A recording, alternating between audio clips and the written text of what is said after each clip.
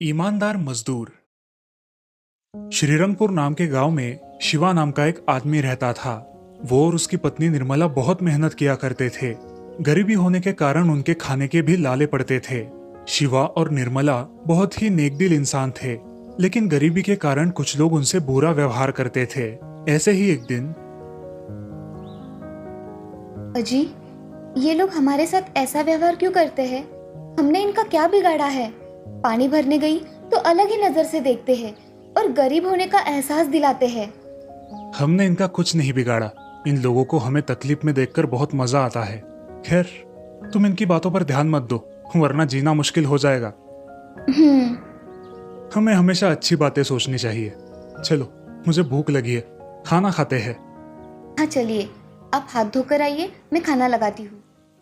शिवा और निर्मला खाना खाकर सो जाते हैं। अगले दिन निर्मला जल्द ही उठकर अपने सारे काम पूरे कर लेती है और काम करने के लिए बाहर निकलती है। तभी शिवा भी तैयारी करके वहां आता है। आज मुझे थोड़ी देर हो सकती है, तुम खाना खा लेना, ठीक है? जी ठीक है। मैं चलता हूँ। जी। ऐसा कहकर निर्मला और शिवा दोनों घर से बाहर निकलते हैं। निर्मला एक खेत में काम कर रही थी। तभी उसे बहुत प्यास लगती है। निर्मला पानी पीने के लिए अपने मटके के पास जाती है, लेकिन उसमें पर्याप्त पानी ना होने के कारण निर्मला पानी लेने के लिए गांव में जाती है। उनका गांव ऐसा गांव था जहां दूर दूर तक पानी नहीं था। गांव में एक ही कुआं था। उसी कुएं का पानी सब लोग पिया करते थे। निर्मला गांव में आकर उस कुएं से पानी निकालती है और वापस खेत में चली जाती है। खेत में जाते समय रास्ते में उसके सामने एक बड़ी गाड़ी आकर रुकती है। गाड़ी में से एक व्यापारी उससे कहता है, अरे बहन जी, मुझे थोड़ा पानी मिल सकता है क्या? मुझे बहुत प्यास लगी है, लेकिन मुझे कहीं पानी नहीं मिला। अगर आपके मटके में से थोड़ा पानी मिल जाए तो बहुत एहसान होगा। भाई साहब, आप मुझे बहन बोल रहे हो और मुझसे एहसान की बातें कर रहे हो? ये लीजिए पानी, आपको जितना चाहिए उतना पी लीजिए। निर्मला अपना मटका उस व्यापारी को देती है। व्यापारी मटके से पानी पीकर बहुत संतुष्ट होता है। बहन, तुमने सच में मुझे कर्जदार बना दिया। बोलो तुम्हें क्या चाहिए, मैं तुम्हें दे दूंगा। जी मुझे कुछ नहीं चाहिए, सिर्फ अगली बार जब इस रास्ते से जाओगे तो मेरे घर जरूर आना। हाँ हाँ, मैं जरूर आऊंगा बहन। चलता हूँ। जी। ऐसा बोलकर निर्मला अपना काम करने जाती है। व्यापारी भी अपनी गाड़ी लेकर चला जाता है। कुछ देर बाद व्यापारी अपनी गाड़ी लेकर गांव से जा रहा था। तभी अचानक जोर से बारिश शुरू हो गई। व्यापारी के गाड़ी का पहिया एक गड्ढे में फंस गया और व्यापारी अपनी गाड़ी वहां से हिला ही नहीं पा रहा था। हाय रे मेरी किस्मत, आज ही गाड़ी का पहिया अटकना था। व्यापारी मदद के लिए इधर उधर देखता है। उसकी नजर कुछ गांव वालों पर पड़ती है। वो उनसे मदद मांगता है। भाइयों, मुझे आपकी कुछ मदद चाहिए। मेरी गाड़ी का पहिया यहाँ फंस गया है, आप मेरी मदद करोगे? अरे भाई, यहाँ इतनी बारिश है, हम घर जाने की कोशिश कर रहे हैं और तुम हमें मदद के लिए बोल रहे हो।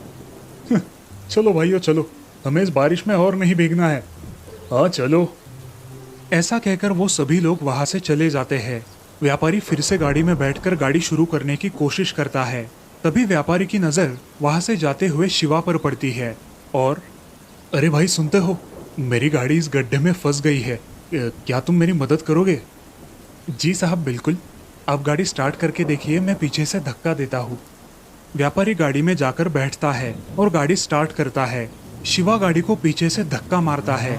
बारिश के कारण उसके कपड़ों पर बहुत सारा कीचड़ उड़ता है, लेकिन उसकी परवाह किए बिना शिवा जोर लगाकर उस गाड़ी को धक्का मारता है। बहुत मेहनत करने के बाद गाड़ी उस गड्ढे से बाहर निकलती है। व्यापारी गाड़ी थोड़ा आगे लेकर जाता है और गाड़ी थमाकर गाड़ी से उतरकर शिवा से बात करता है। धन्यवाद भाई, तुम्हारा नाम क्या है? शिवा। क्या काम करते हो शिवा? मैं मजदूरी करता हूँ साहब, मुझे काम की बहुत ज़रूरत है। आज भी कोई काम नहीं मिला, इसलिए मैं घर लौट कर जा रहा हूँ और आपने आवाज़ लगा दी।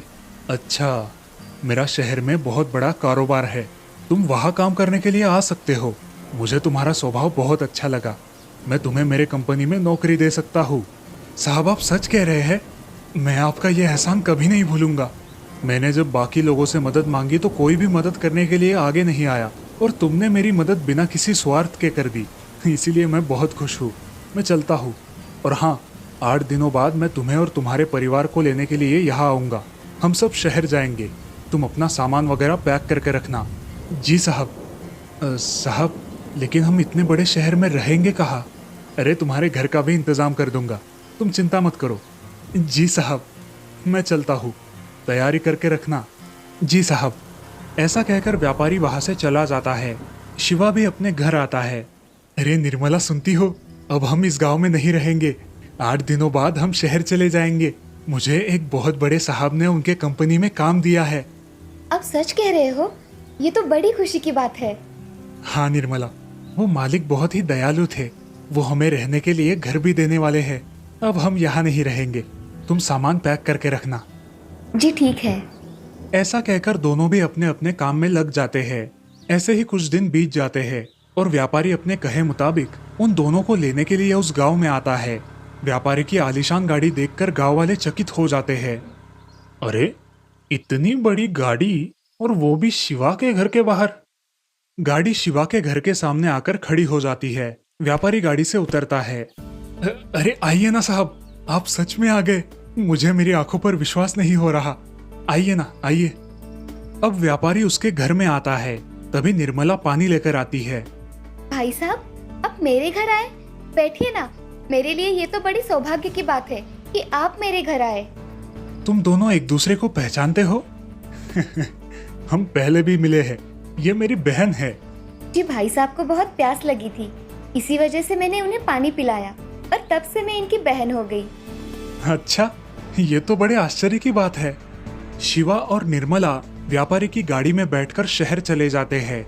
ये सब देखकर गांव वाले बहुत हैरान हो जाते हैं। जिस तरह से उन्होंने शिवा और निर्मला के साथ व्यवहार किया था, उसकी उन्हें शर्म आती है। वहाँ दूसरी तरफ व्यापारी दोनों को शहर लेकर गया। उस व्यापारी ने शिवा को अपनी एक कंपनी का मैनेजर बना दिया। ऐसे ही कुछ साल बीत गए। शिवा ने अपनी जिम्मेदारी बखूबी निभाई और अपनी ईमानदारी के जोर पर पूरे परिवार को एक खुशहाल जिंदगी प्रदान की। इस कहानी से हमें ये सीख मिलती है कि सच्चाई और ईमानदारी का फल हमेशा अच्छा ही होता है। आचार वाली की सफलता। मलकापुर नाम के गांव में एक सुशीला नाम की औरत रहा करती थी। वो बहुत ही गरीब थी। उसके घर में खाने के हमेशा लाले पड़ते थे। सुशीला के घर में उसका पति केशव था, जिसे पैरालिसिस का अटैक आने की वजह से वो कुछ भी काम नहीं कर सकता था। उन दोनों को एक बेटा था राम और बेटी थी राधा। परिवार में सुशीला ही कमाती थी। राधा और राम भी उसे उसके काम में मदद कर दिया करते थे। इसके साथ साथ वो दोनों स्कूल में जाकर खूब पढ़ाई करते थे। हमारे बच्चे बहुत ही होशियार और समझदार है। हाँ सुशीला, तुम सच कह रही हो। हमारे बच्चे बहुत समझदार है। चलो, अब मैं काम करने जाती हूँ। हाँ, सुशीला अपना काम करने चली जाती है। वो घर घर जाकर काम किया करती थी। जिसके घर में जो काम मिले वो काम वो कर लेती थी। शाम को जब सुशीला घर आती थी तो वो बहुत थक जाती थी। एक दिन केशव को अस्पताल लेकर जाना था, लेकिन सुशीला के पास पर्याप्त पैसे नहीं थे। अजी सुनते हो, मेरे पास 500 रुपये ही है। इतने में अस्पताल का काम नहीं हो सकेगा। हाँ सुशीला, अस्पताल में बहुत पैसे लगते हैं। जाने दो, हम अगले महीने अस्पताल में जाएंगे। मैं कुछ मेरे मालकिन से मांग कर देखती हूँ। हमारा काम हो जाएगा और वो मेरे तनख्वाह से काट लेगी। नहीं नहीं सुशीला, हम अगले महीने ही अस्पताल जाएंगे, इस महीने नहीं जाएंगे। अजय, आप ऐसा क्यों कर रहे हो? हम इसी महीने जाएंगे। अभी मैं ठीक हूँ सुशीला, मेरी चिंता मत करो। जी ठीक है, मगर मेरी तनख्वाह होने के बाद आप अस्पताल जाने के लिए ना नहीं कहेंगे। अच्छा ठीक है। उस रात सब लोग खाना खाने के लिए बैठते हैं। तब राम उसकी माँ से, माँ, तुम्हारे हाथ का अचार मुझे बहुत अच्छा लगता है और मेरे दोस्तों को भी बहुत पसंद आता है। हाँ माँ, मेरी सहेलियों को भी तुम्हारे हाथ का बनाया हुआ अचार बहुत अच्छा लगता है। अच्छा, पहले खाना खा लो, बाद में बातें करेंगे। ऐसे ही कुछ दिन बीत जाते हैं और पूरे देश में कोरोना की भयंकर महामारी आती है, जिसकी वजह से कोई भी घर के बाहर निकल नहीं सकता था। अजी, मैं काम करने जाती हूँ, नहीं तो पैसे कैसे आएंगे और हम क्या खाएंगे? अच्छा, मगर मैंने सुना है कि ये कोरोना नाम की बीमारी बहुत खतरनाक है। जी मुझे नहीं पता ये कोरोना क्या है, मगर काम नहीं करेंगे तो हम लोग खाएंगे क्या? तुम सच कह रही हो, ये सब मेरी वजह से हुआ है। ना ही मुझे ये पैरालिसिस का अटैक आता और ना ही तुम्हें घर घर जाकर काम करना पड़ता। अजय, आप ऐसा क्यों कह रहे हो? मैं कमाऊँ या आप कमाओ, एक ही तो है। मैं काम पर जाकर देखती हूँ। सुशीला बाहर चली जाती है। वो देखती है कि रोड पर कोई भी नहीं था। तभी सुशीला की नजर एक पुलिस वाले पर पड़ती है। वो उसके पास जाती है। साहब, क्या हुआ है? कोई भी नहीं है रास्ते पर। इतना सुनसान क्यों है हमारा गांव? आपको पता नहीं है क्या, कोरोना की वजह से अब कोई घर के बाहर नहीं निकलता। और हाँ, आप हमेशा मुंह पे मास्क लगाना। किसी भी चीज को हाथ लगाने से पहले अपने हाथ सैनिटाइजर से सैनिटाइज कर लेना। चलो अब घर जाओ, जरूरत होगी तो ही घर से बाहर निकलना। साहब, मैं घर घर जाकर काम करती हूँ। अगर मैं काम नहीं करूँगी तो मेरा गुजारा कैसे होगा? राशन की दुकान पर राशन मिल रहा है, उससे अपना महीने का काम चला लो। अब कोई दूसरा चारा भी नहीं है। ऐसा कैसे चलेगा साहब? अरे बहन जी, ये आपका ही नहीं सब लोगों का हाल है। और अगर आप काम करने जाएंगी ना तो आपको भी कोरोना हो जाएगा। इसीलिए सरकार ने लॉकडाउन जाहिर किया है। अब आप घर चली जाओ। जी। बहुत उदास मन से सुशीला अपने घर चली आती है और मुंह लटकाकर बैठ जाती है। तभी केशव सुशीला से, क्या हुआ है, इतने उदास क्यों हो? अजी, मैं बाहर जाकर काम भी नहीं कर सकती। अब घर का गुजारा कैसे होगा? देखेंगे, जैसा वक्त आएगा हम दोनों मिलकर उसका सामना करेंगे। तुम चिंता मत करो। उस दिन से सुशीला बहुत चिंता में पड़ गई। माँ, तुम्हें क्या हुआ है? तुम इतनी चिंता में क्यों रहती हो? कुछ नहीं मेरे बच्चों, बस ऐसे ही। माँ, हम घर से कुछ ना कुछ कर सकते हैं। मतलब? हम घर से कुछ भी काम कर सकते हैं, जो भी तुम्हें आता है। जैसे कि तुम बहुत अच्छा अचार बनाती हो, तो हम अचार बनाकर बेच सकते हैं। वो हम कैसे बेचेंगे? पूरे शहर में तो लॉकडाउन शुरू है। माँ, हम अचार के पैकेट बनाकर दुकान में रख सकते हैं, नहीं तो हम खुद भी बेच सकते हैं। ये विचार बहुत अच्छा है। लेकिन माँ, हमें पूरी सावधानता से ये काम करना होगा। मास्क लगाकर सैनिटाइजर का इस्तेमाल करके हमें ये सब करना होगा। हाँ बेटा, हम सब सावधानी से ही करेंगे। चलो माँ, हम बाजार जाकर कुछ सामान लेकर आते हैं। सुशीला अचार का सामान लाने बाजार जाती है और उसके पास जितने भी पैसे थे उनसे अचार का सामान लेकर घर आती है। घर आकर अचार बनाना शुरू कर देती है। शाम तक वो अचार बना देती है। अचार देखकर राधा कहती है, माँ, अचार की खुशबू तो बहुत अच्छी आ रही है। राधा अचार चक्के देखती है। अचार बेहद अच्छा बना हुआ होता है। सुशीला उस अचार के पैकेट बनाकर रख देती है। अगले दिन वो पैकेट लेकर सुशीला बाजार में उन्हें बेचने जाती है। अचार की सुगंध और स्वाद से आकर्षित होकर कुछ लोग वो खरीदने आते हैं। बहन, अचार कैसे दिया? भैया, अचार 60 रुपए पाव है। आपको कितना दूं? मुझे 1.5 किलो दे दो। जी भाई साहब। मुझे भी 1 किलो देना। हाँ हाँ, देती हूँ। उसके अचार का स्वाद इतना अच्छा था कि बहुत सारे लोगों ने उसका अचार खरीद लिया। सभी लोगों को उसका अचार बहुत पसंद आया और देखते ही देखते सुशीला सारा अचार बेचकर जल्द ही घर चली आई। अजी सुनते हो, आज मैंने पूरा अचार बेचा है। मैं बहुत खुश हूँ। ये तो बहुत अच्छी बात है सुशीला। तुम्हारे हाथ का स्वाद ही ऐसा है कि सभी लोगों को पसंद आ जाए। अगले दिन से सुशीला रोज अचार बेचने लगी। धीरे धीरे उसके ग्राहक बहुत बढ़ गए। अचार बेचकर कमाए हुए पैसों की मदद से उसने अपने पति का अच्छे से इलाज भी करवाया। कुछ महीनों बाद लॉकडाउन खत्म हो गया और सुशीला के अचार व्यापार में बहुत तेजी आ गई। इस तरह अपनी मेहनत और लगन के जोर पर सुशीला अपने पूरे परिवार के साथ एक खुशहाल जिंदगी जीने लगी। इस कहानी से हमें ये सीख मिलती है कि मेहनत हमेशा रंग लाती है। कोशिश करने वालों की कभी हार नहीं होती। सौतेली माँ। रामपुर नाम के गांव में एक श्याम नाम का आदमी रहता था। उसकी दूसरी पत्नी गंगा, उसकी बेटी शमा और उसके पहले पत्नी की लड़की रेवती भी उसके साथ रहा करती थी। घर में सब हंसी खुशी रहा करते थे। उनके घर में गाय भैंसें बहुत थी और उनकी जिम्मेदारी गंगा पर थी। गंगा अपनी जिम्मेदारी बहुत अच्छे से निभाती थी। ऐसे ही एक दिन, अरे गंगा, आज इतना दूध बच गया? अरे वो आज कुछ ग्राहक आए ही नहीं। अच्छा, तुम इसका कुछ बना दो, नहीं तो दूध खराब हो जाएगा। जी हाँ, बना दूंगी, आप चिंता मत करो। अच्छा। ऐसे ही एक दिन गंगा की पड़ोसन सुशीला उसके साथ बातें कर रही थी। अरे गंगा, तुम्हारी बेटी शमा कितनी सुंदर दिखती है और रेवती तो उससे भी ज्यादा सुंदर दिखती है, मगर उसे किसी भी चीज का गर्व नहीं है। हाँ, वो तो है, मगर मेरी शमा ही दिखने में ज्यादा सुंदर है। तुम कुछ भी कहो। हाँ, तुम जो कहती हो वही सही होगा। गंगा अपने घर में चली आती है। घर में आने के बाद उसके मन में बहुत बुरे विचार आने लगते हैं। इस रेवती को तो मैं अच्छी तरह सबक सिखाऊंगी। मेरी बेटी से खूबसूरत और कोई दिख ही नहीं सकता। ऐसे ही कुछ दिन बीत जाते हैं। गंगा रेवती के सौंदर्य की वजह से उसे बहुत भला बुरा कहती थी। उसे बहुत सारा काम करने को देती थी। बेचारी रेवती सारा काम करती थी। ऐसे ही एक दिन बहुत सारा काम करके वो थक गई थी और सोने जा रही थी।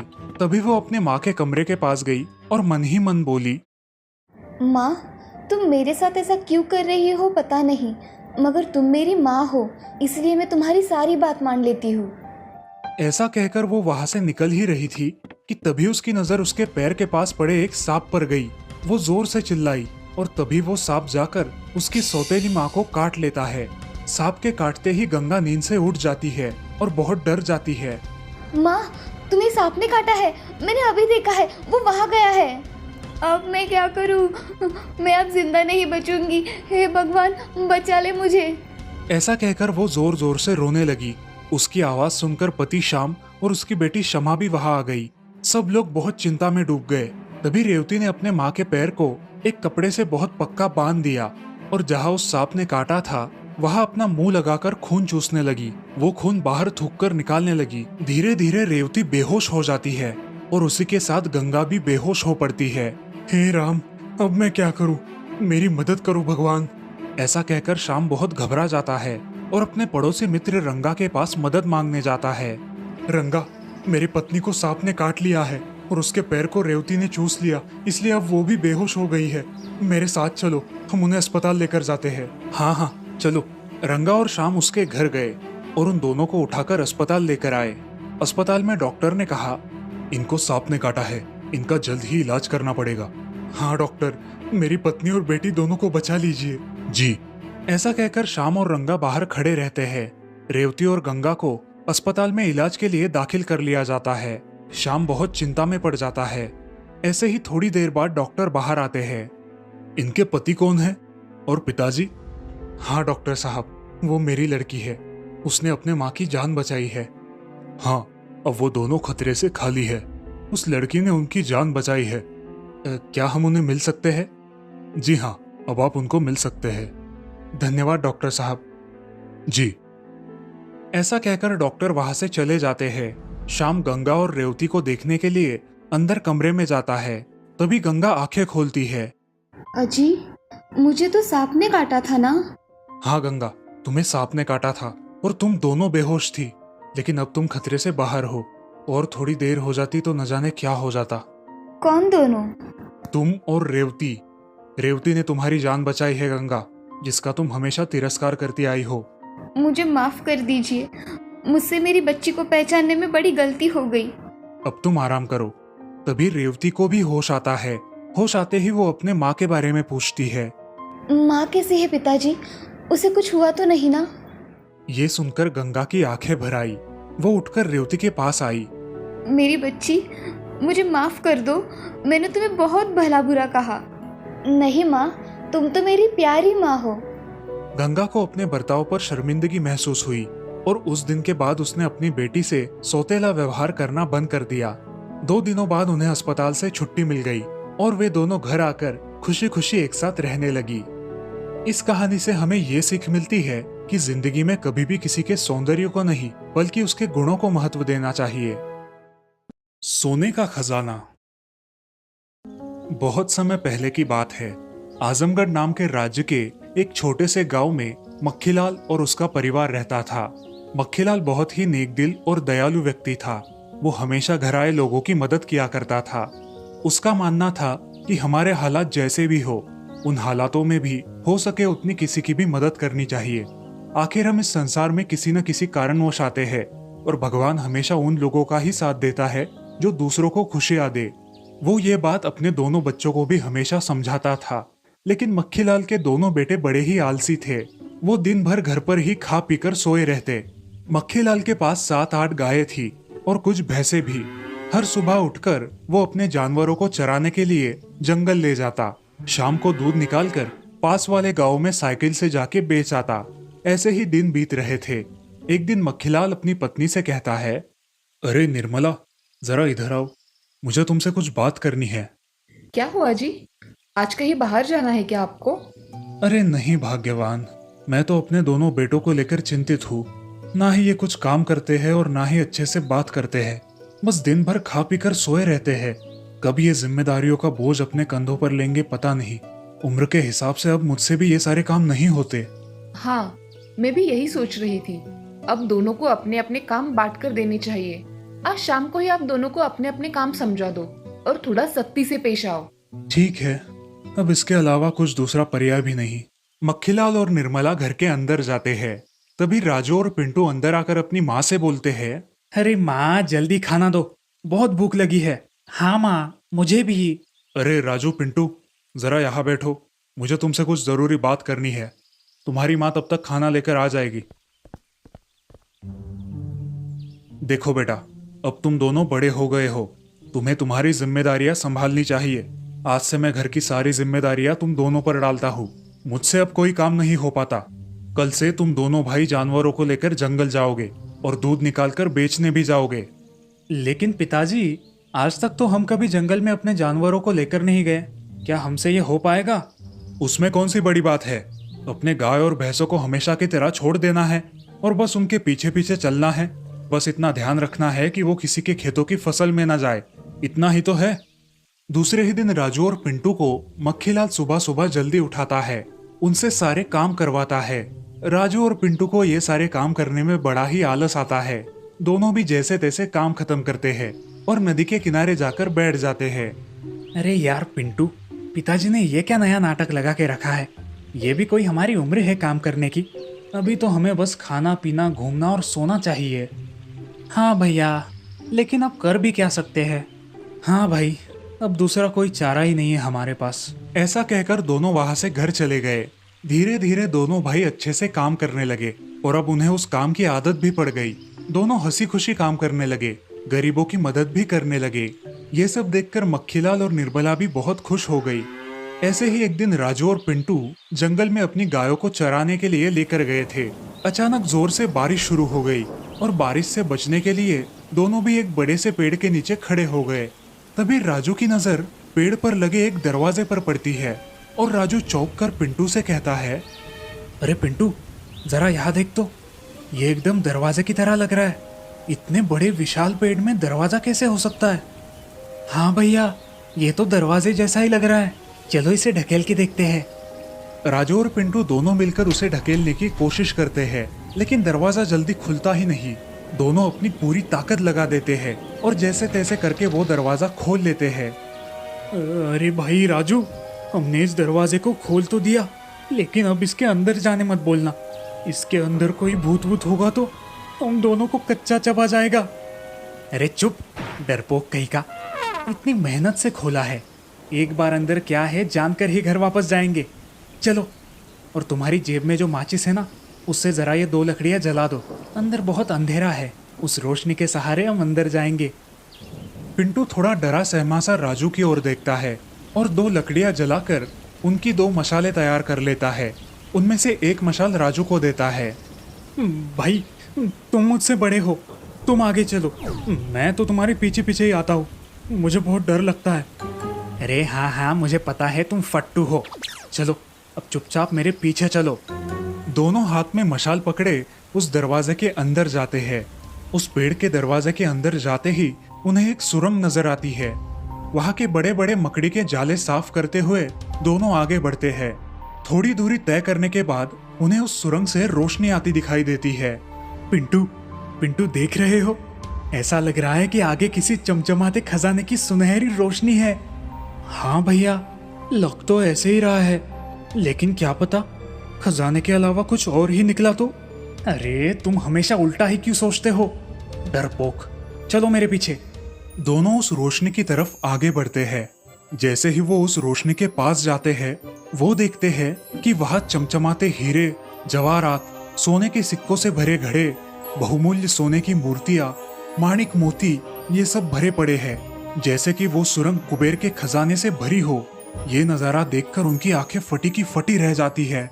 पिंटू, मेरे भाई पिंटू, देखो इतना सारा खजाना, शायद ही दुनिया में किसी के पास होगा। हम अमीर हो गए भाई, हम बहुत अमीर हो गए। तभी पिंटू को किसी के कराहने की आवाज आती है, जैसे कोई तड़प रहा हो। वो इधर उधर देखता है। उसे एक कोने में एक विशाल सा भालू जख्मी हालत में दिखाई देता है। राजू और पिंटू दोनों डर के उस भालू के पास जाते हैं। वो देखते हैं कि उस भालू के पैरों पर एक बड़ा सा घाव है। भैया, हमें इसकी मदद करनी चाहिए, नहीं तो ये मर जाएगा। लेकिन अगर इसने हम पर हमला कर दिया तो हम यहाँ से वापस भी नहीं जा पाएंगे। जब तक ये बेहोश है तब तक हम खजाना लेकर यहाँ से निकल जाते हैं। नहीं नहीं भैया, हमें इस भालू की मदद करनी ही पड़ेगी। पता है ना पिताजी ने क्या सिखाया है? हमेशा दूसरों की मदद करनी चाहिए, चाहे हालात कुछ भी हो। हम इस भालू को ऐसे मरता हुआ नहीं छोड़ सकते भैया। चलो इसके जख्म पर पट्टी बांधते हैं, तब तक तुम पानी का इंतजाम करो। अच्छा ठीक है। जैसे ही पिंटू पट्टी बांधने के लिए भालू के पास जाता है और उसे छूता है, वैसे ही वहां तेज रोशनी फैलती है। ये देखकर वो दोनों बहुत डर जाते हैं। उस रोशनी के साथ साथ वहां साक्षात कुबेर प्रकट होते हैं। आप कौन हो? हे मानव, तुम्हारा बहुत बहुत धन्यवाद। मैं कुबेर हूँ। मुझे श्राप मिला था। उस श्राप के चलते मैं कई सदियों से इस सुरंग में बंद था। जब तक कोई मानव आकर मुझे स्पर्श नहीं करता, तब तक मैं इस भालू के रूप से मुक्त नहीं हो सकता था। तुमने मुझे स्पर्श करके मुझे श्राप से मुक्त कर दिया है। मैं तुम्हारा बहुत आभारी हूँ। और हाँ, तुम्हारे इस एहसान के बदले मैं तुम्हें मेरा खजाना देता हूँ। तुम जितना चाहे ले जा सकते हो। कुबेर अदृश्य हो जाते हैं। राजू और पिंटू वो खजाना लेकर घर आते हैं। उस खजाने के जोर पर वो बहुत बड़ा घर बना लेते हैं, लेकिन उसी के साथ साथ सारे गांव वालों की हमेशा मदद करते हैं और इसी तरह एक आराम भरी जिंदगी जीने लगते हैं।